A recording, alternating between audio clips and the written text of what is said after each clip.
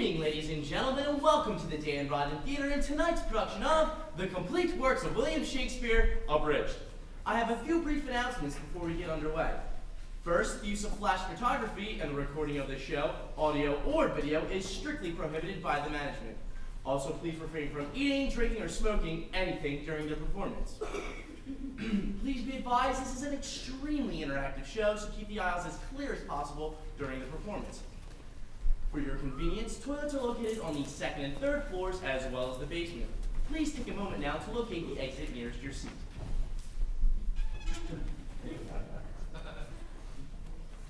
Should the theater experience a sudden loss in pressure, oxygen masks will drop automatically. Simply place the mask over your nose and mouth and continue to breathe normally.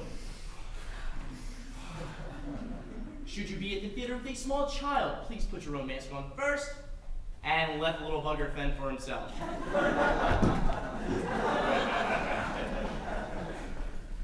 Allow me to introduce myself. My name is Anthony Schwastik, and tonight my partners and I are about to attempt a feat which we believe to be unprecedented in the history of theater. That is to capture, in a single dramatic experience, the magic, the genius, the towering grandeur of the complete works of William Shakespeare. Now, we have a lot to get through tonight, so at this time I would like to call to the stage someone who is one of America's preeminent Shakespearean scholars. She has her bachelor's degree in history from Salle University, where I believe she's read 2 books about William Shakespeare. She'll be providing a brief preface to the complete works of William Shakespeare, Abridged. Please join me in welcoming Miss Amy Nickerson.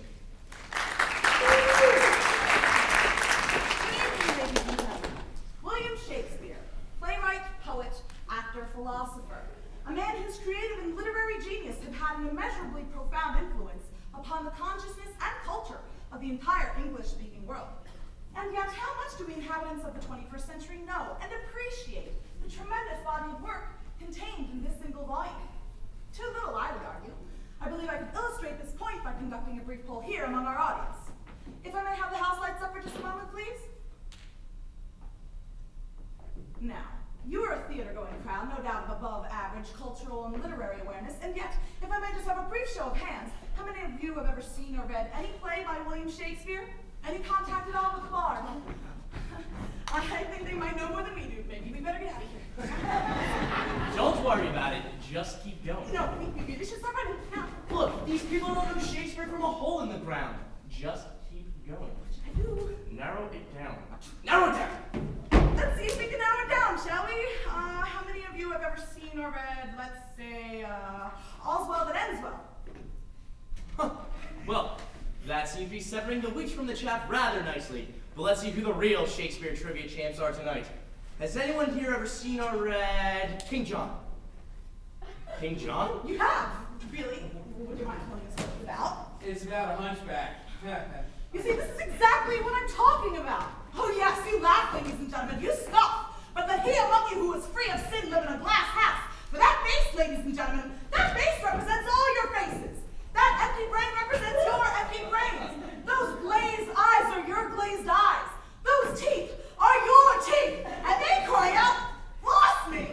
Ladies and gentlemen, I submit to you that our society's collective capacity to comprehend, much less attain, the genius of a William Shakespeare has been systematically sodomized by soap operas and butchered by Bill O'Reilly. But have no fear, your intellectual salvation is here. Oh, sing it, sister! Innocent among you, on a mission from God and the literary muse to spread the word of the bard to the masses. Testify! To help you take those first halting steps out of the 21st century quagmire of Oprah, of Ellen, of Dr. Phil, and into the future. Hallelujah! Can I get an amen? Amen! A glorious future. A future where manly men can wear pink tights with pride. A future where this book will be found in every hotel room across the world. This is my dream, ladies and gentlemen, and it begins here tonight. Join us in taking those first few steps towards the brave new world of intellectual redemption by opening up your hearts. Yes, please open your hearts and your pocketbooks, or simply charge your donation to your Visa or MasterCard by phoning 1-800-976-BARD, or visit our website at www.billyshakespeareabridged.com. Give us your cash if we be friends, and deduct it when the tax year ends. May the bard be with you. Thank you, and hallelujah. Now, those of you who already own this book know that no collection will be complete without a brief biography on the life of William Shakespeare, Providing this portion of the show will be another member of our troupe, Mr. Mark Costello. Oh, I'm sorry, man. Let me get these. No, don't touch them. They go in an order. Sorry, Jeez. Hey, as you can see, I am not a member of the audience. I completely fooled you. I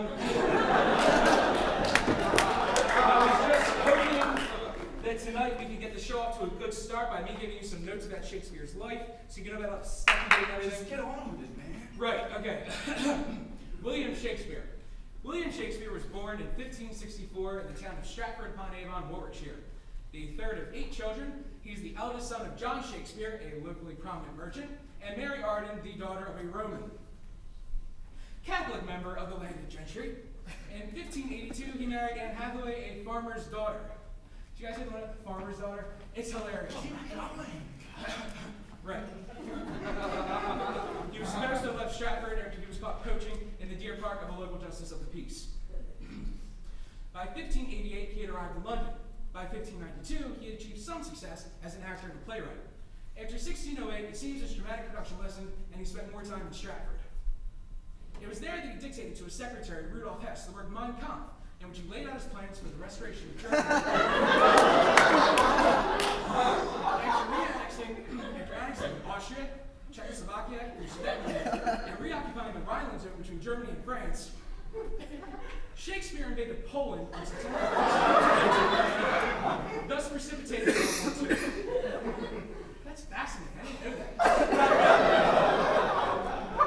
He remained in Berlin when the Russians entered the city and committed suicide with his mistress Eva Braun. He lies buried in the church of Stratford. Thank you. We now, without further ado, proudly present the complete works of William Shakespeare, Abridged.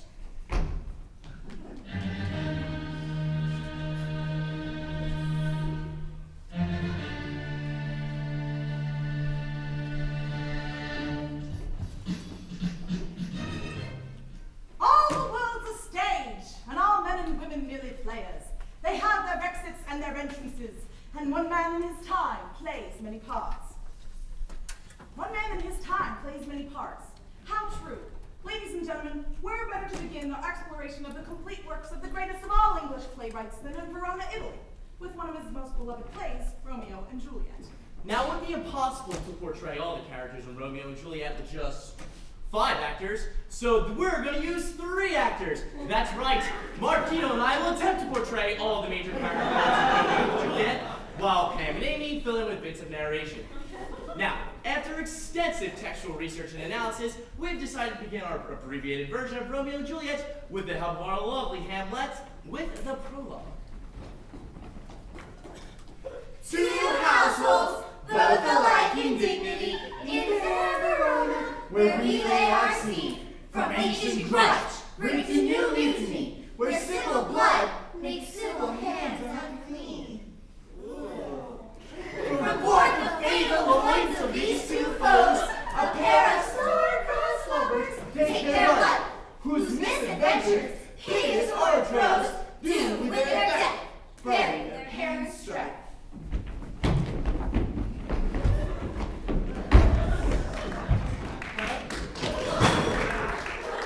Act 1, Scene 1. In the street meet 2 men tall and handsome, one Benvolio, the other named Samson. Their hatred fueled by an ancient feud, for one serves Capulet, the other Montague. Oh, I like I to had a rise little when the buggy sun and she his neighbors, Mr. rises Jeeves. early. I took him to the grocery store to fetch a pound of figs. Oh, it's him. I hate that guy. I swear to God, I'm going to kill him. Oh, it's him. I hate his family, I hate his dog, I hate them all. Do you bite your thumb at me, sir? No, sir, I do not bite my thumb. Do you bite your thumb at me, sir? No, sir, I do not bite my thumb at you, sir, but I do bite my thumb. Do you quarrel, sir? Quarrel, sir? No, sir. But if you do, sir, I implore you, I serve as good a man as you. No better. That's better. You lie! Over there. What? Can't you look? Hey!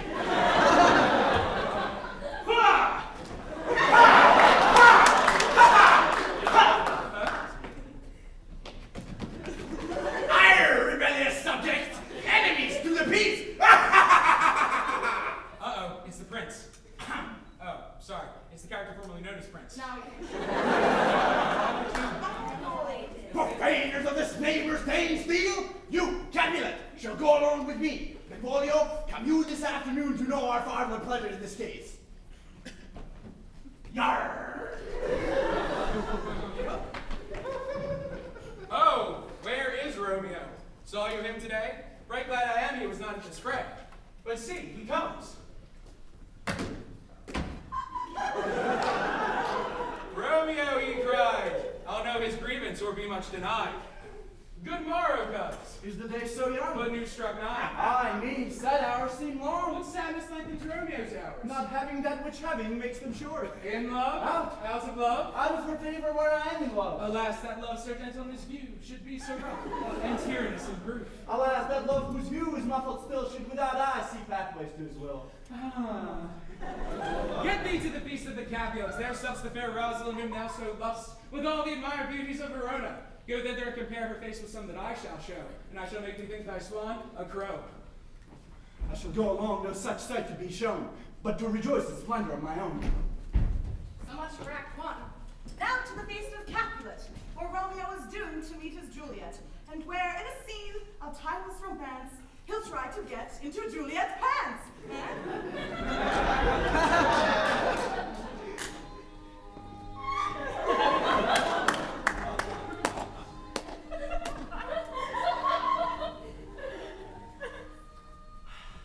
Oh, she doth teach torches to burn bright. Did my heart love till now? Forswear its sight, for I ne'er saw true beauty till this night. If I profane my unworthiest hand, the holy shrine, the gentle fine is this. My lips, two blushing pilgrims ready stand to smooth that rough touch with a tender kiss. Oh, Good pilgrim, you do wrong your hands too much, which manly devotion shows in this. For saints have hands which pilgrims' hands do touch, and palm to palm is holy palm must kiss. have not saints lips and holy palmers too? Aye, pilgrim, lips that they must use in prayer. Oh, dear saint, then let lips do what hands do. Saints do not move, though grant for prayer's sake. Then move not while my prayer's effect I take. That from my lips the sin that they have took. Sin from my lips. Oh, trespass sweetly urged. Give me my sin again. I don't want to kiss you, man! Oh! You kissed by the book! Oh! Coming, mother.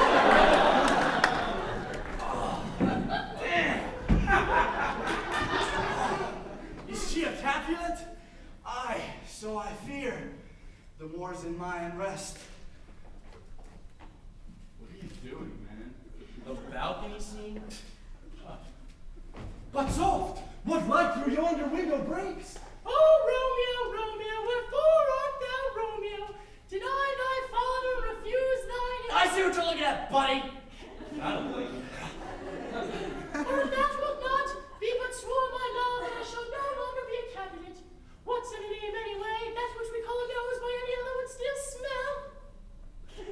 Oh, Romeo, Romeo. Who needs Romeo? Doff thy name, which is no part of thee, and take all myself. I take thee thy hand. Call me but love, and I shall be new baptized. Henceforth I shall never be Romeo. Call me but love, and I shall be new baptized. Henceforth I Call you butt love? Henceforth I shall never be Romeo. Butt love? I shall never be Romeo. But you said butt love. Come on, man. We're doing a play. What man art thou? Art thou not Romeo and a Montague? Neither, fair maid, if either thee dislike. Dost thou love me then? I know thou wilt say aye. Aye. And I will take thy word, but if thou swearest, thou mayst prove false. Oh, Romeo, if thou dost love, pronounce it faithfully. Oh, lady, by yonder blessed moon, I swear. Oh, swear not by the moon. What shall I swear by? Oh, lady, by yonder blessed virgin, I swear. I don't think so.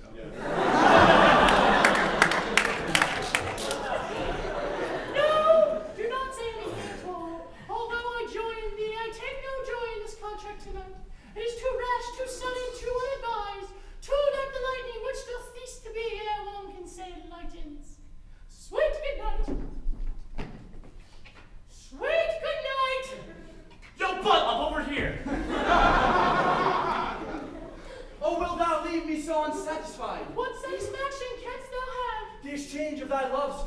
vows for mine. I gave me not yours before that day's request. All right. Second base for the second date. Pray well, gentle Romeo, then good night indeed. If thy bent of love be honorable and thy purpose marriage, send word tomorrow. Good night, parting is such sweet sorrow, really it is. See you later, butt love. Sleep well upon thy eyes, peace in thy breast. Oh, that our sleep and peace so sweet to rest.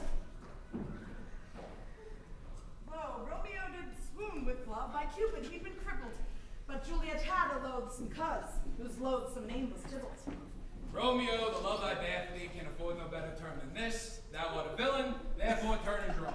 Tybalt, I do protest, for I never injured thee, but love thee better than thou canst devise. Thou wretched boy, I am for you. Oh, I am slaying you!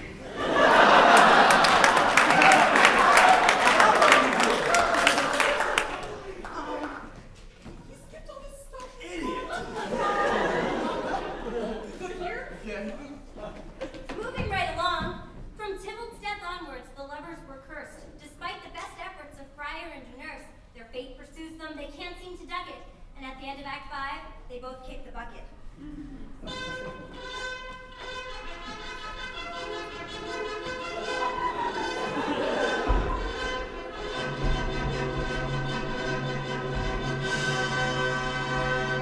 Gallop apace, you fiery-footed steeds, and bring in cloudy night immediately. Come, civil night, come Romeo. Thou day and night, come, gentle night. Come, loving black-browed night. Oh, night, come. Well, I didn't write this. And bring me my Romeo. Oh, it is my nurse. Now, nurse, what news? Oh, alack, the day is gone, he's killed, he's dead. Can heaven be so envious? Oh, Romeo, I would have thought it Romeo. What devil began to torment me thus?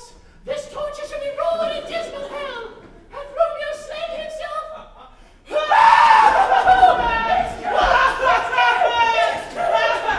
Oh, what are you doing tonight? Yo! I saw the wound, I saw with mine own eyes. God save the mark here on his manly breast. Oh, is Romeo slaughtered and Tybalt dead?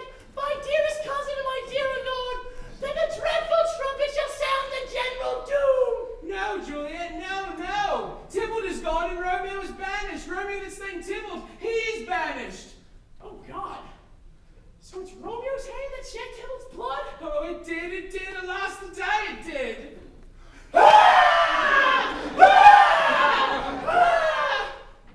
Thank you. So, Romeo lives whom Tybalt would have slain. Well, that's good, isn't it? I said that's good, isn't it? Yeah. Damn straight. And Tybalt's dead, who would have killed her husband. Well, that's good too, isn't it? Yep. Then why do I feel like shit? Oh, it's not a good day for Juliet. And the naked purple cock-opinion wiggles woman in a full-down day. Oh, Friar Lawrence, Romeo's banished and Tybalt is dead, and I've got cramps in that not-so-fresh feeling.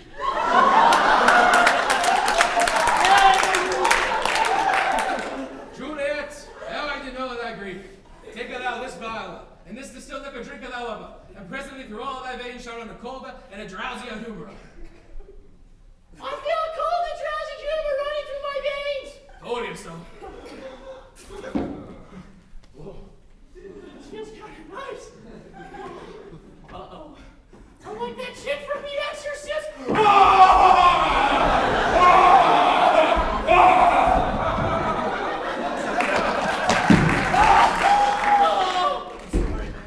Oh no, my love, my wife. My children! Yes, but suck honey of thy breath, and no power yet upon thy beauty. Oh, Juliet, why art thou yet so fair? I don't know. Just lucky, I guess. Shall I believe that unsubstantial death is amorous? To keep thee here in the dark to be his paramour? Here's to my love. Oh, true apothecary, thy drugs are quick. Thus, with a kiss, I die. Why? Thus, with a kiss, I die. Good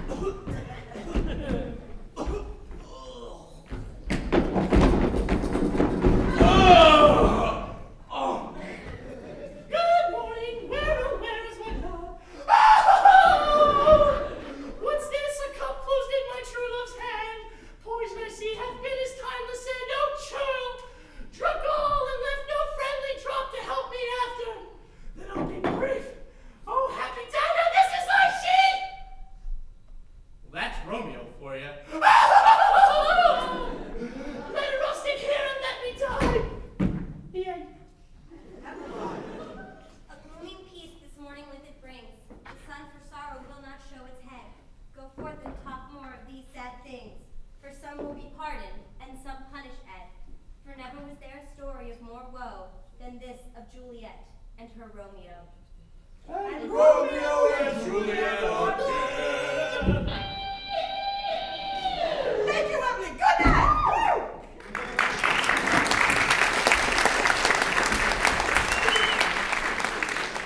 Ladies and gentlemen, in preparing this unprecedented complete work show, we have encountered this problem: how to make these musty 400-year-old plays accessible to a modern audience. One popular trend is to take Shakespeare's plays and transpose them into a modern setting. We have seen evidence of this with Shakespeare's plays set in such bizarre locations as the lunar landscape, Nazi concentration camps, and even New Jersey. Now, in this Mark illustrates Shakespeare's symbolism in the context of a pre-Nietzschean society through the totality of a jejune circular relationship of form, in contrast with the complete otherness of metaphysical cosmologies and the ethical mores entrenched in the collective subconscious of an agrarian race. So, we now present Shakespeare's first tragedy, Titus Andronicus, as the cooking show.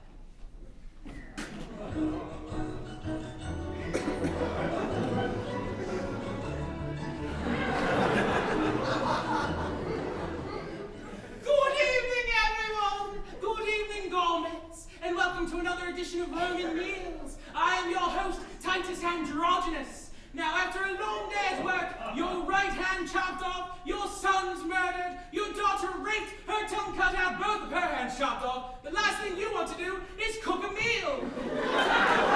Yes, you're cooking the rapist and serving him to his mother at a dinner party. I and my daughter Lavinia will show you how. Good evening, Lavinia. Good evening, Mama. And how are we feeling today? That's over, Mama. I had my tongue chopped off. Oh, I know. It's a pisser, isn't it? But we'll have our revenge.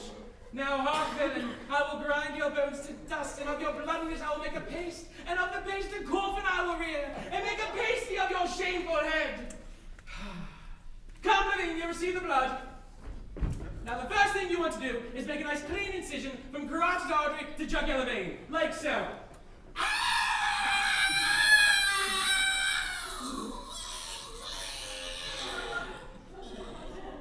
Yeah, that's really gross, Mama. Make sure you use a nice big bowl for this part because the human body has about 4 quarts of blood in it. And when it is dead, which should be about now, let me go grind his bones to powder small, and in this hateful liquor temper it, and in the paste let his vile head be baked at about 350 degrees, and 40 minutes later you will have this delightful human head cake, which I prepared earlier with, serving suggestion, lady fingers for dessert! Now who will be the first to try this delicious taste treat? Yes? Welcome, gracious lord, welcome, dread queen. I'm sorry. Will please you eat, will please you feed. It's finger-licking good! Oh. Well, that's about all the time we have for tonight, ladies and gentlemen. Please, tune into next week's edition of Roman Meals, when our special guest chef, Timon of Athens, will make a delightful ratatouille out of our special guests, the Merry Wives of Windsor. So until next week, bon appetit!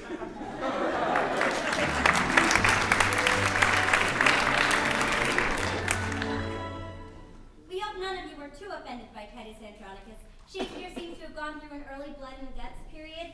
No doubt if he were still alive today, he'd be in Hollywood creating Titus Andronicus 9, just desserts. But we now move on to a genius more evident in Shakespeare's more mature plays, beginning with his dark and brooding tragedy, Othello, the Moor of Venice.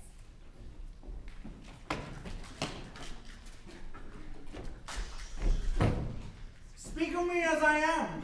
Let nothing extenuate of one who loved not wisely, but too well.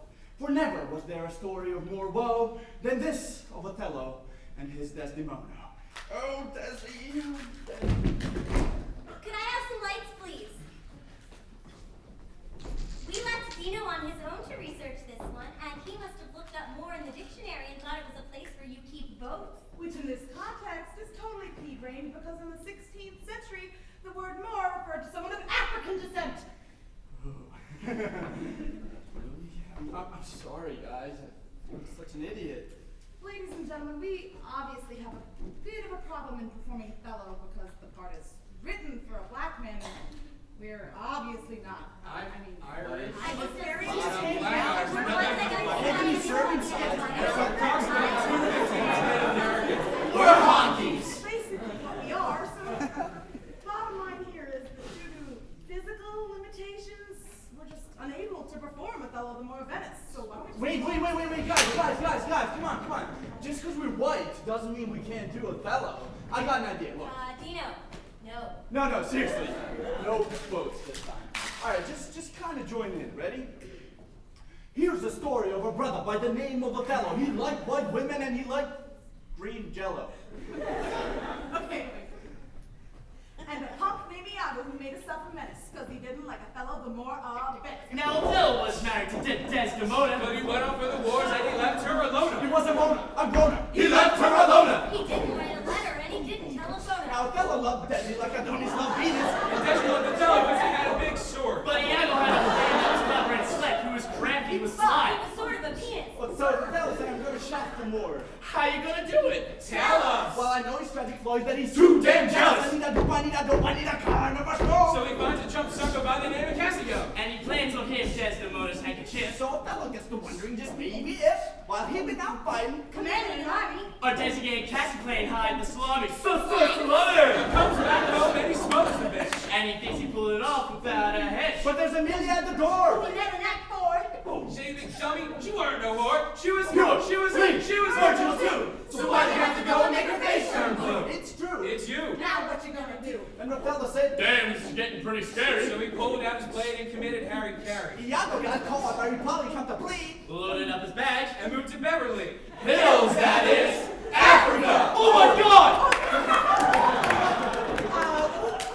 Why don't we take a break from all this heavy tragedy and move on to the comedies for a while? Comedy. Comedies? Comedies. Too soon. Okay. Now, when it comes to the comedies, Shakespeare was a genius at borrowing and adapting plot devices from different theatrical traditions. That's right. These influences include the Roman plays of Plautus and Terence, Ovid's Metamorphoses, which are hysterically funny. Yeah, right. As well as the rich Italian tradition of commedia dell'arte. Yeah, so basically Shakespeare stole everything he ever wrote. Well, stole's a little strong. I would say he distilled it. Okay, so well then he distilled the 3 or 4 funniest gimmicks of his time and milked them into 16 plays. Essentially, Shakespeare was a formula writer. Once he found a device that worked, he used it Over and over and over again. So, Mr. Shakespeare, the question we have for you is this. Why did you write 16 comedies when you could have written just one? In answer to this question, we have taken the liberty of condensing all 16 of Shakespeare's comedies into a single play entitled The Comedy of Two Well-Measured Gentlemen, Lost to the Merry Wives of Venice on a Midsummer's Twelfth Night in Winter. Or, Simply taking Pericles, the Merchant and the Tempest of Love, as much as you like it for nothing. or The Love Boat Goes to Verona! comedies. Act 1. A Spanish duke swears an oath of celibacy and turns the rule of his kingdom over to his tyrannical twin brother. He learns some fantastical feats of magic and sets sail for the golden age of Greece, along with his daughters, 3 beautiful and virginal sets of identical twins. While rounding the heel of Italy, the duke's ship is caught in a terrible tempest, which, in its fury, casts the duke upon a desert island with the loveliest and most virginal of his daughters. This innocent vision of loveliness stumbles into a dark cave where she is molested by an inhuman green monster, who represents the extreme right wing of the Republican Party. Act 2.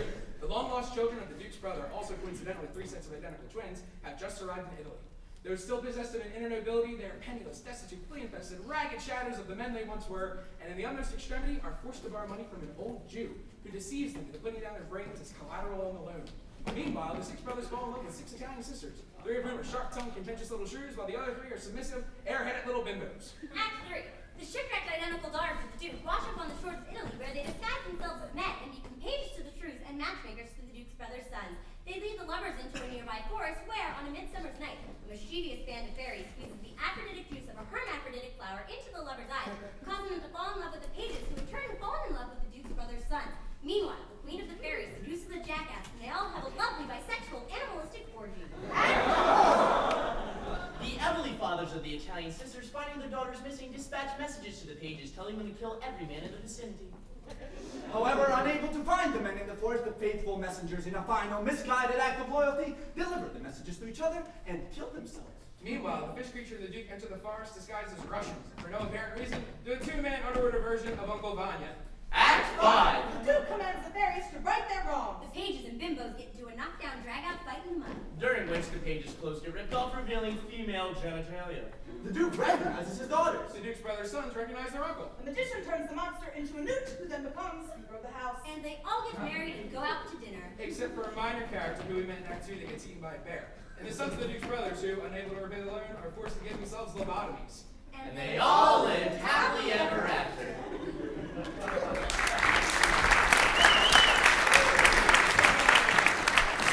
now move on to the rest of Shakespeare's tragedies, because basically we found that the comedies aren't half as funny as the tragedies are.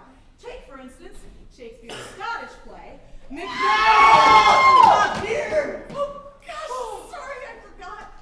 You're really not supposed to talk about it in theater unless you're performing it, because it's cursed. Fortunately, however, we not only perform an abbreviated version of Macbeth, But after much thorough research, we are able to do so. in perfect Scottish accents. Double, toil and dirty! Stay ye imperfect mock speaker! Tell me back more! Macbeth! Beware, Macduff! None of woman born shall harm Macbeth until Birnam Wood comes to dancing. Don't ye know?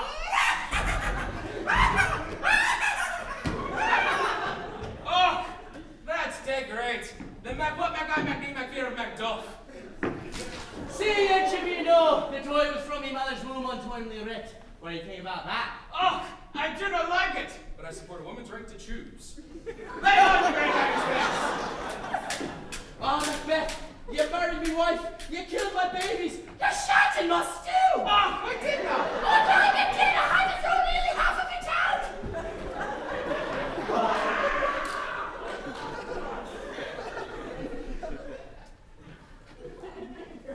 Behold, Reloy's ye Cerberus cursed head.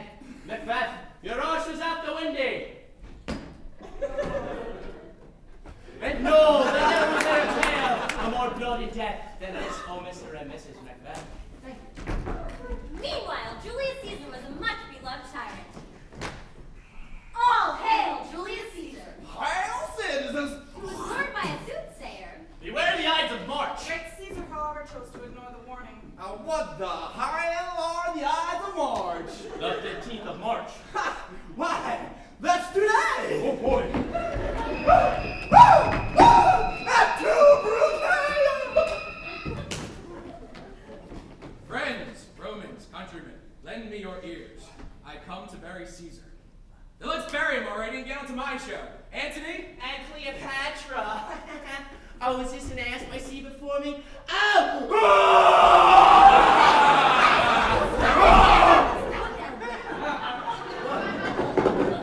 I just have this bizarre notion that all of Shakespeare's tragic heroines were really ugly wigs and vomit on people before they died. No! This is not a Pepto-Bismol commercial. Antony and Cleopatra is a romantic thriller about the geopolitical power struggle between Rome and Egypt. Oh, it's one of Shakespeare's geopolitical plays. Well, if I would have known that, I never would have screwed around with it, because Shakespeare's geopolitical work is my favorite stuff. It's like the themes he wrote about 400 years ago are still relevant today. Like, what was that one he wrote about nuclear energy affecting the Soviet Union? Shakespeare never wrote anything about the Soviet Union. No, he totally did. It was called Chernobyl Kinsman, and it was really intense. It was about this nuclear reactor melting down and polluting the air and water supplies of the neighboring kingdoms. But the king of Chernobyl's denying this ever happened, even though, the peasants are growing second heads and stuff. And then in the second act, this radioactive cloud floats over to the New World and creates this mutated race of televangels. Anthony, what are you talking about? Chernobyl Kinsman was... No, Anthony, Shakespeare wrote a play that's called Two Noble Kinsmen. Not Chernobyl Kinsman. Two Noble Kinsmen. Oh. Well, what's Two Noble Kinsmen about? It's about a girl who goes insane with the fear that her boyfriend is going to be eaten by wolves and her father hanged. Is there anything in there about Boris Yeltsin? No. Oh. Well, I've never even heard of that play. Well, Anthony, I'm not surprised that you've never heard of Two Noble Kinsmen, because it's not exactly... Tell you what, maybe I better explain. Ladies and gentlemen, Two Noble Kinsmen falls into that category of Shakespeare's plays which many scholars refer to as the Apocrypha, or in some other scholarly circles, the obscure plays, or the lesser plays, or simply put, the bad plays. However, not all of the Apocrypha are completely without merit. For example, one of them, Troilus and Cressida, it's hardly crap at all. I actually discuss it at some length in my soon-to-be-released book about Shakespeare, which I have entitled I Love My Willie, which I'd like to whip out for you right now. The manuscript, guys. That's not any better. The manuscript. I thought maybe tonight we could do a sort of improvised version of Troilus and Cressida based on this part right here. Oh yeah, we can do an improvised art performance dance kind of a thingy. I love performance art. It's so pretentious. We could use Troilus and Cressida as our jumping off point in our exploration of the transient nature of life and the mythology involved in the arising anticipation of the forms. Yeah, go get some props. Wait, guys, how about, art's sake, something straightforward, academic? Shut up. Just go ahead and read. Okay. Troilus and Cressida was written in 1603, was published in Quarto in 1604, and was part of the first folio. The first folio edition is some 166 lines longer than the second folio edition of 1645, which is some 166 lines shorter. Ladies and gentlemen, my book has absolutely nothing to do with my old Godzilla toys or Dino's pelvic gyrations. My book discusses the possibility that Shakespeare's plays were written by a monkey at a typewriter. I think it is groundbreaking work. Isn't there anything in there about a plot? Plot? Of course I cover the plot. What kind of scholar do you think I am? I cover the plot in depth in the footnotes of page 29. Right here. Okay. Troilus, youngest son of Priam, king of Troy. Okay. You be Troilus, and you be the king. Great. Loves Cressida. I'll get the wig. And arranges for a meeting with her uncle Pandarus. Though she feigns indifference, she is attracted to him. I have to feign indifference? Yeah. Meanwhile, Agamemnon, commander of the Greeks, has surrounded the Trojans. Agamemnon? Mark, this is boring, man. This is the kind of stuff that the kids in school hate to study because it's so boring. Yeah, like as soon as you said Agamemnon, Pam and Amy were asleep. I'm sorry. No, I'm sorry. But I told these guys backstage right before we went on, I told them I will not do dry, boring, vomitless Shakespeare for these people. Because it'll just turn you off to Shakespeare. I mean, that's what happened to me. I can remember when I was a kid and I used to sit there in class. And while we were supposed to be learning this Shakespeare stuff, I'd be looking out the window at the kids playing ball. And I'd be thinking to myself, why can't this Shakespeare stuff be more like sports? Sports? How do you mean? Well, sports are visceral. They're exciting to watch. Take the histories, for example. With all those kings and queens killing each other off and the throne passing from one generation to the next, it's exactly like a game of football, except you use a crown. They are kind of similar, aren't they? Yeah, I can see that. Well, all right, line them up. Let's kick some royal ass. Right. Woo! He's wearing a dress. 25, 42, Richard III, Henry VI, part 1, 2, 3, hop! And the crown is snapped to Richard II, that well-spoken monarch of the 14th century. century. He's fading back, looking for an hand downfield, but there's a heavy rush from King John. My throw splash things The downward! crowd is in the air, and Henry VI comes up with it. Oh, but he's hit immediately by King John, that rarely performed player from the 12th century, and he's down. Oh, he's killed him out there. This will be the end of the War of the Roses cycle. King John is in the clear. My soul hath elbow room. He's at the 40, the 30, the 20. Oh, he's poisoned on the 10 yard. Replacing him now is number 72, King Lear. Divide we our kingdom in three. Cordelia, you go on. A penalty marker is down. Fictional character on the field. King Lear is disqualified, and he is not happy about it. Replacing him now is that father and son lineup of King Henry IV and Prince Hale. Center snaps to the quarterback. Quarterback snaps to the hunchback. Looks like Richard III's limp is giving him some trouble. A horse! A horse! My kingdom for a horse! Oh, there's a pile up on the field. Fumble! And Henry VIII comes up with it. He's at the 20, the 15, the 10. He stops at the 5 to chop off his wife's head. And touchdown for the Red Rose! Oh my! You better believe that this is the start of a Tudor dynasty! Ready? Okay. Henry V, Richard III, the whole royal family's freaking absurd. Henry V, Richard III, the whole royal family's freaking absurd. Especially Charles.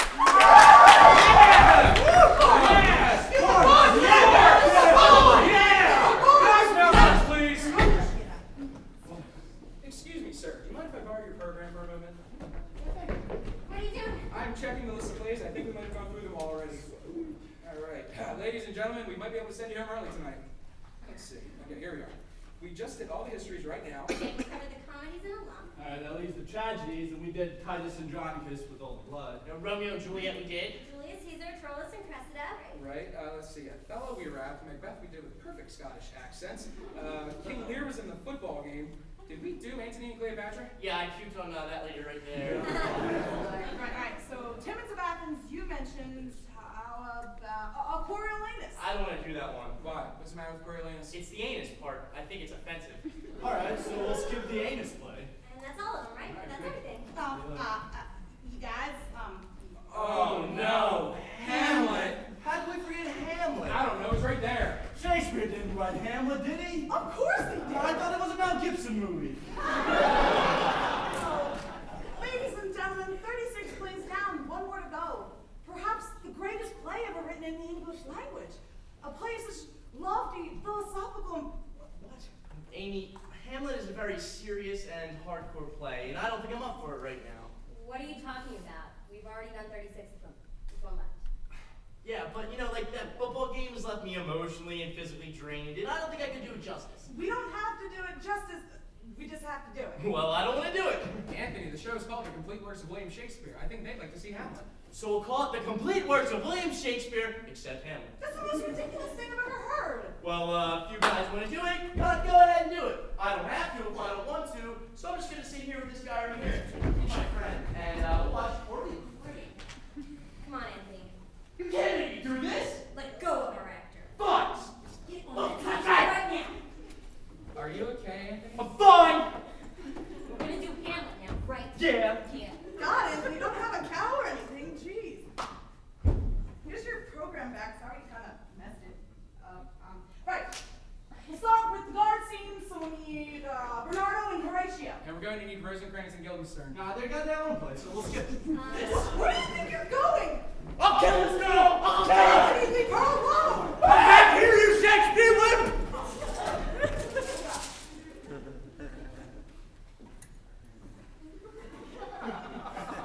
Dino is usually a lot faster than Anthony. So I'm sure they'll be back in a couple of minutes.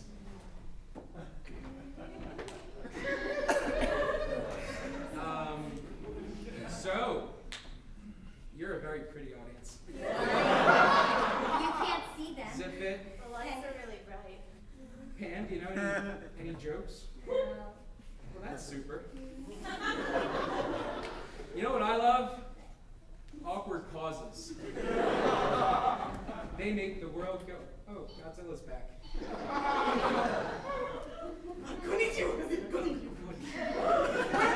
We're in public. Tell you what, why don't we take our intermission here? Oh yeah, you guys can get up, stretch your legs. drinks? Oh, we're always much funnier after had a couple drinks. We'll meet you back here in about 15 minutes. Dino and Anthony should be back by then. And we can do Hamlet, the Prince of Denmark. We hope.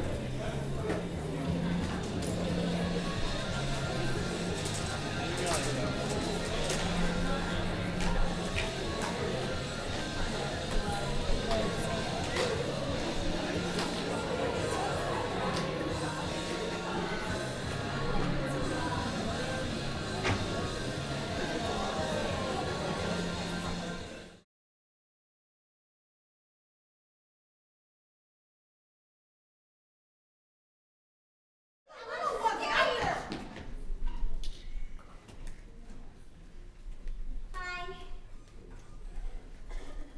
Did you guys have a good intermission? Oh, yeah. Good.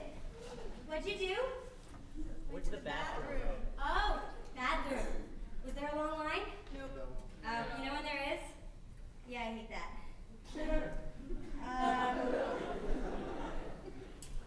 Okay. Dino and Anthony aren't back yet, so, okay. Dino actually found Anthony at 30th Street Station trying to catch a train out of it. So, they said until they got back, I should cover the sonnets. So, Shakespeare wrote 154 sonnets, and I have condensed them down onto this 3x5 card. Now, what I thought we could do is pass it back and forth amongst the audience, and when it gets to the end, they should be back.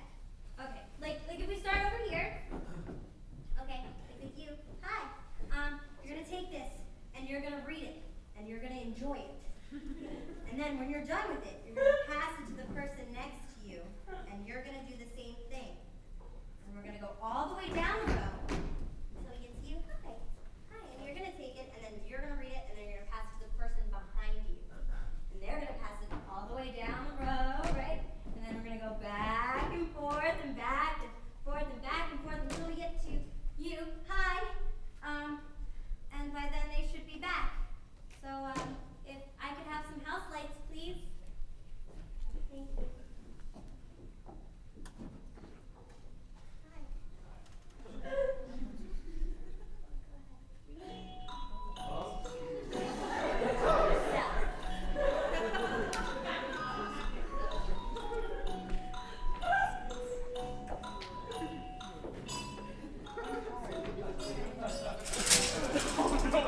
Anthony, ladies and gentlemen.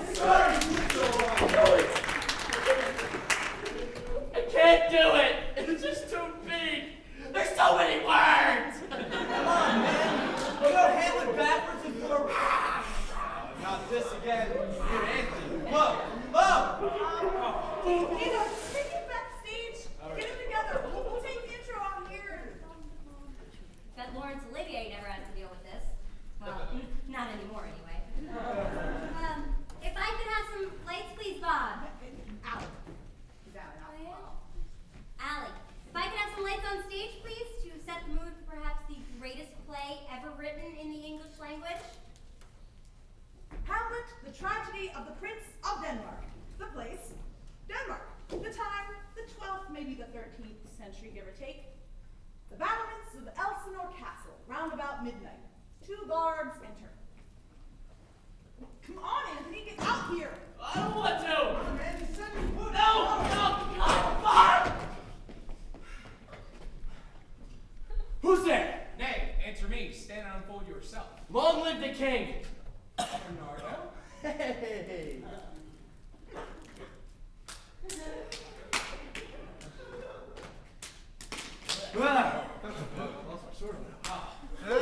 It's now struck 12, Horatio. Get thee to For bed. this relief, much thanks. Well, good night. Hey, spring me off, look where it comes! What did Horatio would be spoke to? What art thou, my heaven, I try to speak! Tis gone. He's about to speak. watch up and buy my advice, let us impart what we have seen tonight unto Hamlet, Prince of Denmark.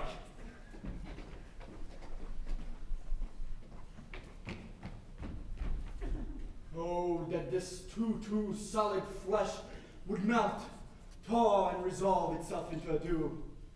That it should come to this, but 2 months dead, so loving to my mother. Frailty died, name is woman! Yeah, you. Married with mine uncle, my father's brother. Thy funeral baked meats did coldly furnish for the marriage table.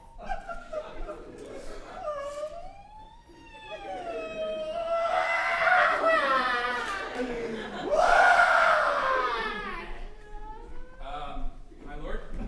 Horatio!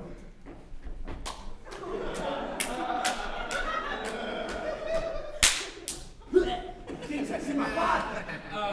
Where, my lord? In my mind's eye, Horatio. My lord, I think I saw him yesternight. So who? The king, your father. The king, my father. Well, where was this? Upon the platform where we watched. It's very strange. I'll watch tonight. Perchance we'll walk again. All is not well. But the night will come.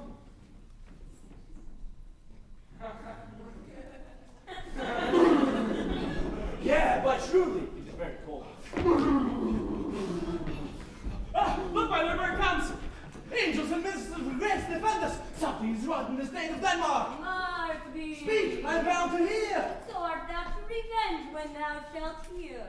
If ever thou didst thy dear father love, revenge his foul and most unnatural murder. Murder!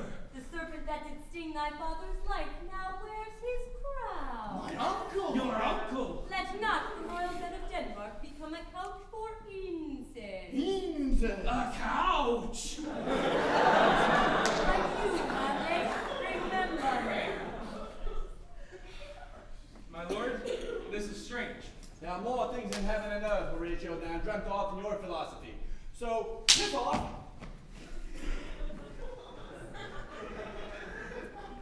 Hereafter should think to put an end to this position on. Time is out of joint. Oh, cursed spite that ever I was born to exit right! Neither a borrower nor lender be. How now, Ophelia? What's the matter? My lord, as I was sewing in my closet, Lord Hamlet with his doublet all embraced, no hat upon his head, pale as his shirt, knees knocking each other with a look so piteous and purport, as if he'd been loose from hell to speak of horrors. He comes before me. Not for thy love? I know not. Why, this is the very ecstasy of love. I have found the cause of Hamlet's lunacy. Since brevity is the soul of wit, I will be brief. He is mad. Look you up, come away, I beseech you.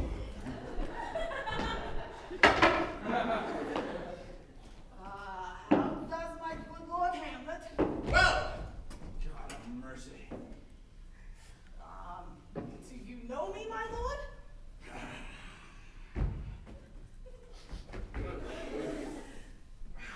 Excellent one. Why, you're a fishmonger. What do you read, my lord? Words. Though this be madness, yet there's method in it. Daddy, the players are here and they want to talk to you right away, so you better get back here as soon as you can, because they want something, I don't know, but you better hurry.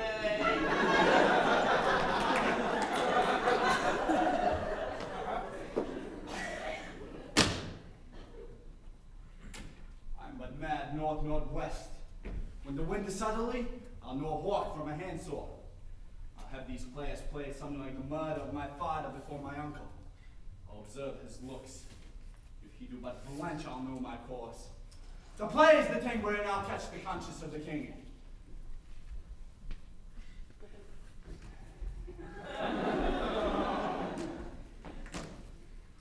To be or not to be? That is the question.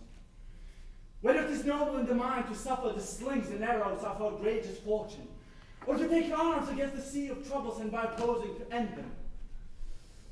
To die, to sleep, or just to take a nap and hope you wake up in time for dinner because you gotta make guacamole for 12 and you just can't take the pressure of this speech. I told you I so! can't do it! Dina, Pam and I were talking backstage, and we decided you don't have to do the speech if you don't want to. I'm so embarrassed. Ladies and gentlemen, you'll have to excuse Dina. This is a very heavy emotional speech, and he's just been under so much pressure lately. Well, with what's been going on with Meredith. You see, Meredith is Dino's favorite character on Grey's Anatomy, and you guys remember how she slept with George a couple weeks ago, right? Right, so I think for tonight we're just going to skip that speech. I hope nobody feels ripped off, but we think it's a pretty overrated speech anyway. I mean, Hamlet is supposed to be thinking about killing his uncle, and instead he's talking about killing himself. It really just kind of weakens the character, so for tonight we're just going to skip to a later point in the play. Oh, what if we go to the play within a play sequence? Right, for tonight we'll just skip to a different part, and you won't really miss anything. Oh, wait, there's that one other speech of Hamlet's. I don't know if we should cut it out. Oh, the what a piece of work is man speech. Yes. Right. Well, there's this one speech that goes, I have of late, but wherefore I know not, lost all my mirth, foregone all custom of exercise. And indeed, it goes so heavy with my disposition that this goodly frame the earth seems to me a sterile promontory. This excellent canopy, the air, look you, this brave, o'erhanging firmament, this majestic roof, fretted with golden fire, what appears to me no more than a foul and pestilent congregation of vapors. What a piece of work is man, how noble in reason, how infinite in faculty, in form and moving, how express and admirable, in action how like an angel, in apprehension how like a god. The beauty of the world, the paragon of animals, and yet to me, what is this quintessence of dust? Man delights, not man. Keep that in right on the point. Wait a minute. What about the get me to a nunnery scene? Yeah, let's do that one real quick. No, we can't. I'm not in the right costume. We have to, it's central to the plot. Look, we can't! Besides, Ophelia is a very difficult and complex character. No, it's easy. No, it's not. Yeah, it is. Anybody can play that part. My mom can play that part. That lady right there can play that part. Well, let's get her to do it already then. God, you guys are giving me a headache. Oh, come on, you guys, this isn't fair. Come on, Amy, come on, Dino, I didn't make you do your speech.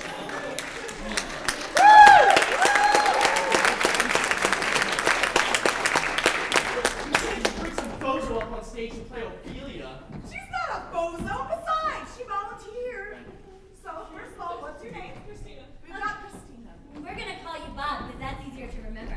All right, Bob. This is a very simple scene. It's extremely difficult. All right, so Hamlet has had this relationship with Ophelia, and what's been happening with his father and his mother and his uncle, and yada, yada, yada, he can't deal with her.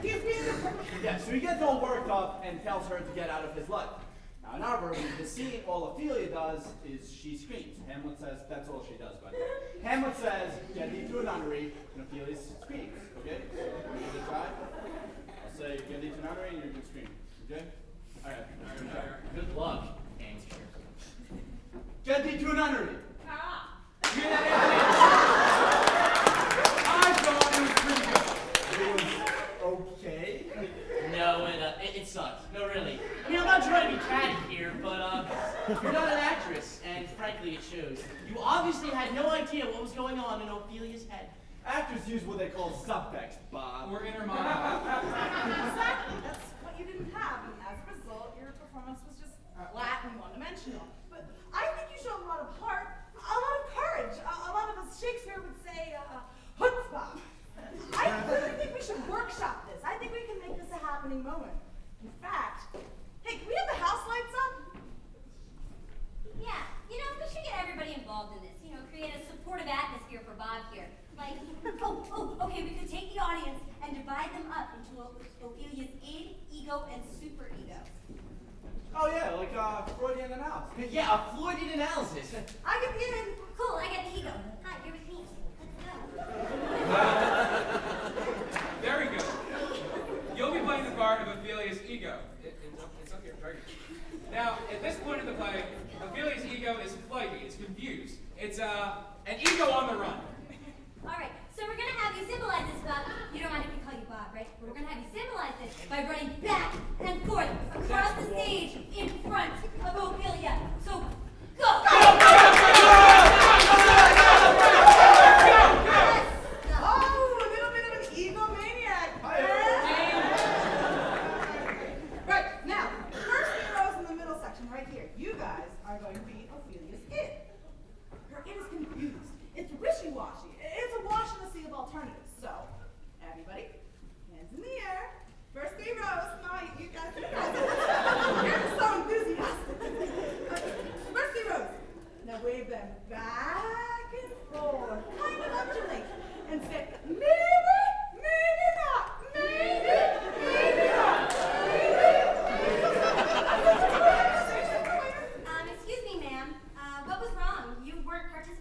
enthusiastically as the rest of the group. Oh. You know what that means, don't you?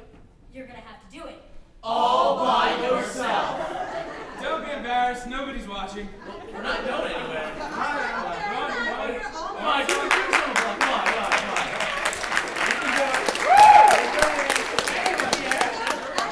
Maybe. Okay. I don't know about you guys, but I certainly feel alone in this room. All right, so let's have everyone behind those first 3 rows. You'll be Ophelia's superego. This is the final psychological component. The superego is made up of those strong, moralistic voices inside your head, and they tell you exactly what to do. They're very powerful. They're very difficult to shake. Some people never shake it in their lifetime. Sort of like Catholicism. Whoa. It's true. It's a very difficult and complex part of the psyche. So, why don't you help me out here? All right. Hey, why don't we divide the superego in 3 parts? How about everybody from Dino's and Yeah, you'll be section A. Okay, and everyone from Dino to Pam, you'll be section B. And everyone over here, you'll be section... Not too bloody difficult, is it? Alright, now, section A. You're the masculine part of Ophelia's brain, the animus, so to speak. So I'd like you to symbolize this by saying Hamlet's line, "Get thee to a nunnery." So, section A. Get thee to a nunnery. Oh, section A, that was awful. Come on, section A, work with us here. We want it very loud, very strident. Section A. Yes, much like totally prepared. Okay, section B. You're the voice of vanity, saying, for God's sakes, do something with yourself. Put on some makeup. Harsh. Maybe some blue eyes. Please don't take that personally. That was straight out of Shakespearean text. Anyway, so we're going to have you symbolize this by saying paint an inch thick. So, section B. Oh, section A could learn something from section B. All right, now, section C. We saved you for last because you're the most important component of them all. Because we're going to use you to draw this into a modern context. Because we want Ophelia to be relevant for women of today. So maybe she wants power, but she doesn't want to lose her femininity. She wants to be a corporate executive, but she wants to have babies all at the same time. And deep down in her psyche, she's just tired of being that knavish hippie chick. She wants to assert herself, and she just feels like saying, "Look, cut the crap, Hamlet! My biological clock is ticking, and I want babies now!" Okay, why don't we have you say just that? Yes, section C will have you say, cut the crap, Hamlet. My biological clock is ticking, and I want babies now. Section C.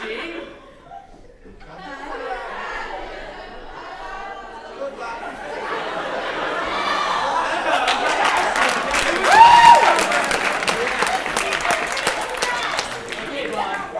Now please combine all of these elements. You want the id, the ego, the superego. Biological clock. Now, your job as an actress is going to be to take all of these elements, synthesize them within your soul. Then at the moment of truth, we'll whip everyone up into a frenzy. Someone's going to blow a whistle, which will be the signal to stop. Then you'll let out with that scream that epitomizes Ophelia.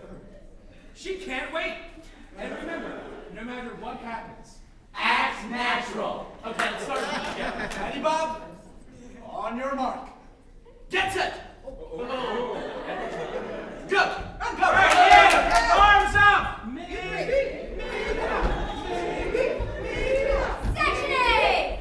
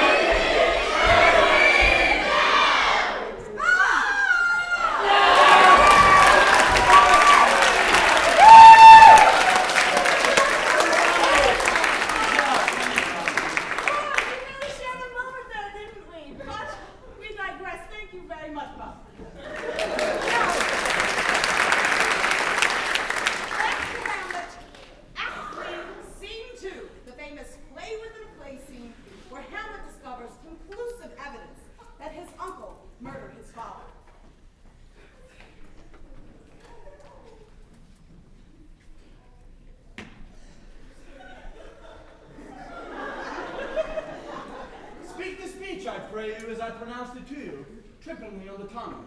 Suit the action to the word to the action, and hold as to a mirror up to nature. Will my lord heed this piece of work? Aye, and the king too, presently. And now, how does my cousin Hamlet and my son? Whoa! A little more than kin, but less than kind. I have nothing with this answer, Hamlet. These words are not mine. Take a seat, my lord. All right, everyone watch out. The king of Denmark is coming. Go.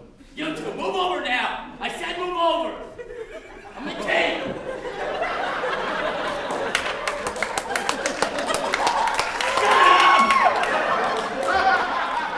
The royal theater of Denmark is proud to present The Murder of Gonzaga. My lord, Act 1. The queen, king's brother.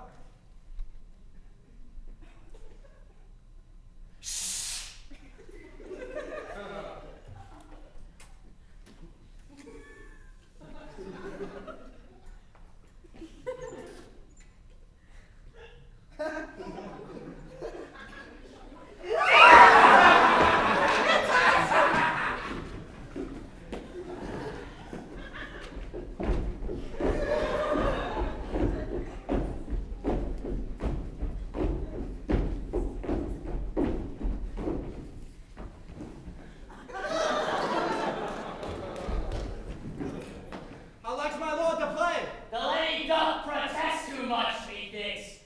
Get it? Get it? He doesn't get it. My lord, Act 2. Gesundheit. The king, king's brother. My lord, the king rises. Give over the play! Lights! Away! I'll take the ghost's word for £1,000. My lord, the queen would have you speak with her in her closet. Then will I come to my mother. Behind the arras, I'll convey myself to hear the process. Where the hell are the arras in this joint? Ooh. Now, mother, what's the matter? Hamlet, thou hast thy father much offended. Mother, you have my father much offended. What wilt thou do? Thou wilt not murder me. Oh, yeah? Help, help! Help, help! Now, all right.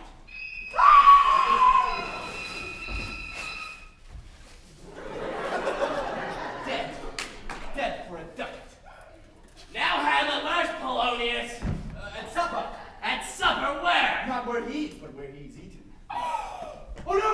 It's Laertes. Son of Polonius. Brother to Ophelia. And a snappy dresser, too. Why, thanks.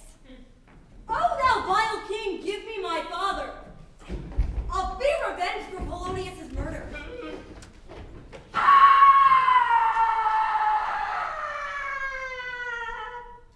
How now? What noise is this?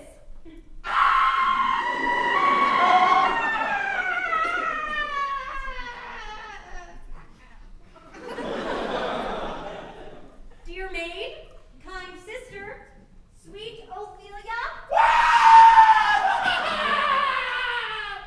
They bore him barefaced on the pier. Hang on ye, hang on ye. And on his grave written many a tear. Hang on ye, naughty. Ha-cha-cha. Fare thee well, my dove. Look at me, I'm mad. And I'm a tiny little mind.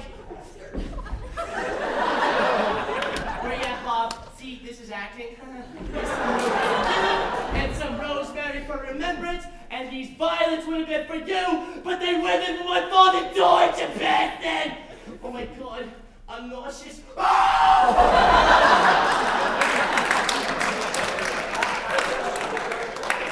Hamlet comes back. Hey, Pat, what's the next scene with Ophelia? What? When's the next scene with Ophelia? There are no more scenes with Ophelia. Hamlet comes back. Come on! Anthony obviously wasn't done finishing the trail of vomit. Let's bring him back. That's all Shakespeare wrote. Hamlet comes back. Well, what happens to her? Well, she drowns. Dude! Yo! Come out! Finish it! Hamlet comes back. What would I undertake to show written word to cut his Here throat. I go! Ah, I'm drowning! Thank you very much.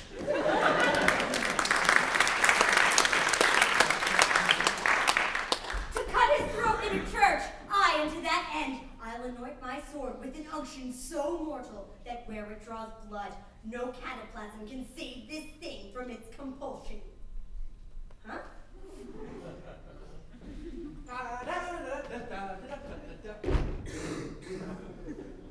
This skull had a tongue in it, and could sing once. And then came the Jenny Craig weight loss center. Alas, poor Yorick, I knew him. But soft, here comes the queen. Couch me a while and mark. Lay her in the earth, and from her unpolluted flesh may violets spring. Your sweets to the sweet, farewell. Hold off here the while, until I have taken her once more in mine arms. What is he whose grief bears such an emphasis? It is I, Hamlet, the great Dane. Roof! Hey, now, gentlemen, Hamlet, lands! Oh. The devil take thy soul! I will fight with him until my eyelids no longer wag. The cat will mew. The dog will have his day. Give us the foils! Come one for me! Now be careful, these are sharp. Come, sir. Come, my lord. One. No! Judgment. A hit! A very powerful hit. What are you wearing? Oh. Let's play Guess Who Anthony Is Now. Isn't I help, Hamlet? Drink of this cup. Nay, stand by a while, uncle, mother, father, whatever you are. Huh, another hit, what say you? A touch, I do confess. The queen carouses to thy fortune, Hamlet. My lady, do not drink! Oh, I will, my lord. I pray you pardon me. It is the poison cup! It is too late!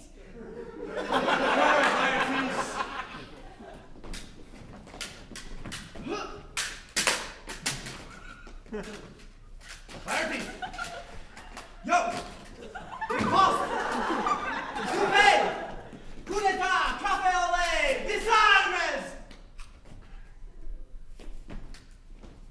Damn it! Oh. How does the queen? She swoons to see thee bleed! Oh no, the drink, I am poisoned. Oh, villainy, treachery, seek it out! I can no more, Hamlet. It is here. Here I lie. The king's to blame. What? The point in venom too? Then venom to thy work. Here, thou murderous, incestuous, cross-dressing Dane! Follow my mother! Forgive me, Hamlet. I am justly killed by mine own treachery. Heaven make thee free of it. I follow thee. You that look pale and tremble at this chance, that are but mutes or audience to this act. If thou ever didst hold me in thy heart, absent thee from felicity a while, and in this harsh world draw thy breath in pain, to tell my story. The rest is silence.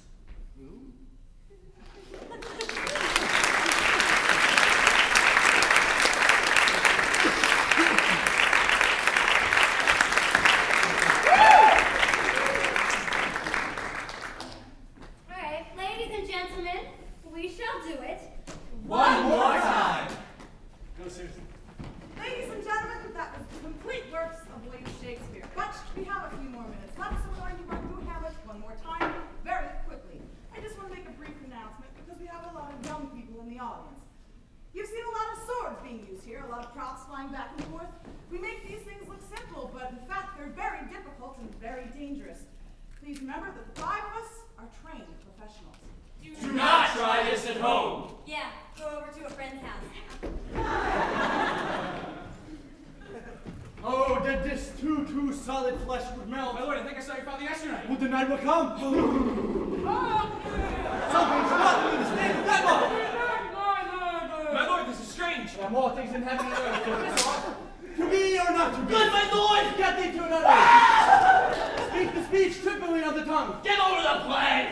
goes forward for £1,000. Now, mother, what's the matter? Help, you want to murder me? What will I do? How now, a rat? Dead, dead for a ducat. Now, Hamlet, where's Polonius? At supper. Where? Dead. Oh. Ah! Ophelia! Alas, poor Yorick, I knew him. What's off? Here comes the queen. Lay her in the earth! Spacey the sweet. Hold off here at the while! It is I, Omelet, the cheese Danish. Give us the boils. Alright, boys, and follow thee the rest of the sun.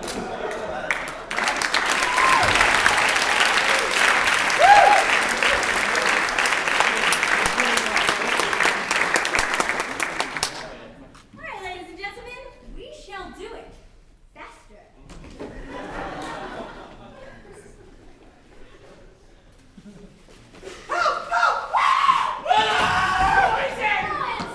The rest of the sun.